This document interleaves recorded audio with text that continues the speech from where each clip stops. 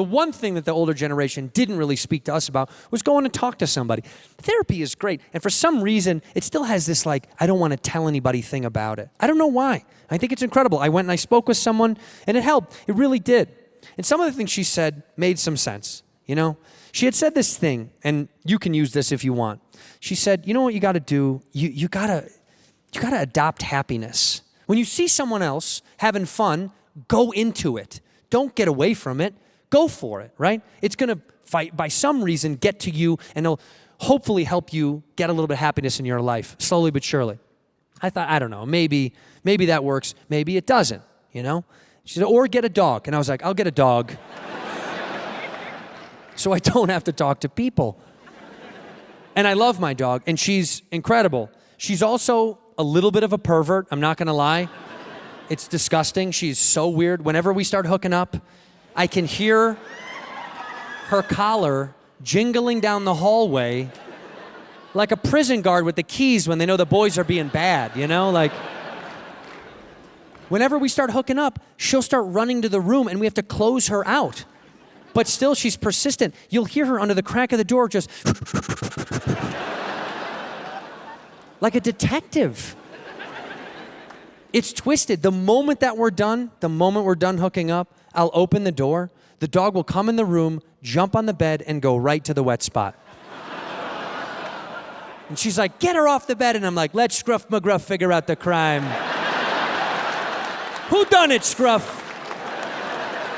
Was it the ginger general with the lead pipe in the ballroom? Who did it?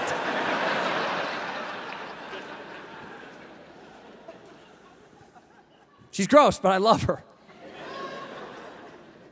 And a lot of times, she is my little safety net, honestly. Like if I'm having a tough day, I'll just take her for a long walk.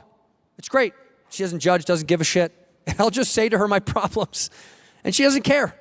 Once in a while, she'll throw me like oh yeah, I don't fucking care. But it's nice. And one time, I was going through some shit. And I took her with me. And I went to this little hardware store near my house. An old hardware store, a mom and pop shop, if you will, you know? It's one of these spots where nothing is in the place it's supposed to be. It smells like cut keys all the time.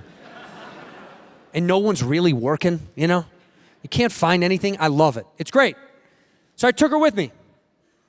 And she was acting really rambunctious. And you know if you have a dog, and they pull sometimes.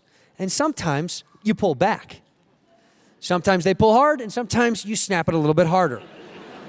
It's not hurting them, but it does, checks them a little bit. It gives them just a little, You hit them. Come on, who's the adult here? Who's the big guy? And you're not hurting them, but it hits them a little bit. They go right back. You hit them. They go right back to being happy. So I smoked her a few times. She was getting out of control. And we're in one of these hardware stores, and the aisles are really tight and tiny. It's old, you know? And stuff looks like it's going to fall down on you, above you. And all I'm doing is trying to find this stupid little washer. That's all I'm doing. And I'm hunting through all these little stupid bags. And she's acting rambunctious, so I wrap around my legs, and I'm holding her close. And at the end of the aisle, I notice out of the corner of my eye, there's a girl there by herself, a handicapped girl. There's a handicapped girl at the end of the aisle with Down syndrome, and she's standing there by herself. And I can see her see the dog without seeing it. I know that she wants to say hi to the dog, but I'm just in one of those moods. I don't want to talk to anybody, right? It's nothing about her. I just wanted to be alone. And I can hear her under her breath. I can hear her going, puppy. And without looking, I was like, yeah, it's a puppy. Yeah, puppy dog.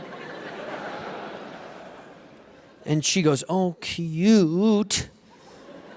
And I was like, come on. And she goes, oh, I want to pet her so bad. And I took a breath and I turned and I saw this girl's face. And it was the most beautiful thing I'd ever seen. It was stunning. From ear to ear, she was smiling, happy. It was unbelievable. I couldn't describe it to you accurately. You know when a hippie chick is like, your aura's blue. You know that thing? She had a glow. I'm not kidding. For the first time in my life, I saw someone like glowing with happiness. And she was beautiful. And I was like, what's my problem? What's my fucking problem? This girl just wants to say hi to this dog, and I'm letting this get in the way. This is what the therapist was talking about. Adopt happiness. Stop being a grump. Stop being an asshole. So it's tough, but through the grit of my teeth, I was like, you want to pet my fucking dog? And she was like, uh-huh. And I was like, get over here, pet my goddamn dog. And she came lumbering down the aisles, and she was running so fast, my dog got scared and startled and jumped back and started growling at her. She gets to my dog, and my dog's like, "Arr!" And I was like, hey, not her. Come on, not her. Don't do that to her, please. What are you doing? Cut it out. Stop that. Stop that. Stop that. And she goes, ooh, mean dog. And I said, no, not a mean dog. You're a new friend. You just got to take it easy. You're a new friend. She doesn't know you that well. And she goes, oh, okay. So she goes down to pet her again. But at this point, my dog is not fucking with this chick. My dog is like, I'm going to bite your fingers off. And so she's jumping at her like, trying to bite her hand. But the handicapped girl doesn't take this. She just keeps going for it. She thinks it's fun.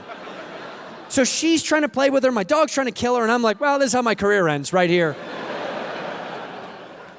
And she's going for it. And at some point, my dog jumps and nips at her finger and almost clips her hand. For legal reasons, almost clips her hand. And then the girl pulls her hand away, and her mood completely changes. I mean, boom, the shift was huge. She just lost all that color out of her face, and she got scared. And she was like, bad dog. And I was like, you're okay. And I grabbed her hand and I said, she didn't bite you. You're okay. It's okay. That is a bad dog. I said, bad dog. I'm sorry, but you're okay. And she goes, she doesn't like people like me. And I was like, don't say that. Don't say that out loud. Shh, don't say that. That's not true at all. And she goes, no, she doesn't like people that are like me. And I said, that's not true. Don't you dare say that. Don't you dare think that. That's wrong. She's being a bad girl. And this is very strange. I've never seen her do this. She usually doesn't like black people. I've never seen this before. She's black, by the way. She's black. My dog is black. The handicapped girl is white. They're always white.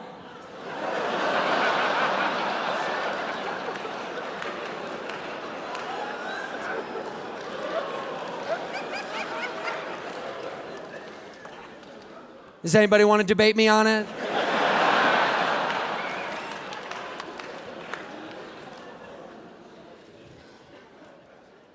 Because here's the best part of the joke.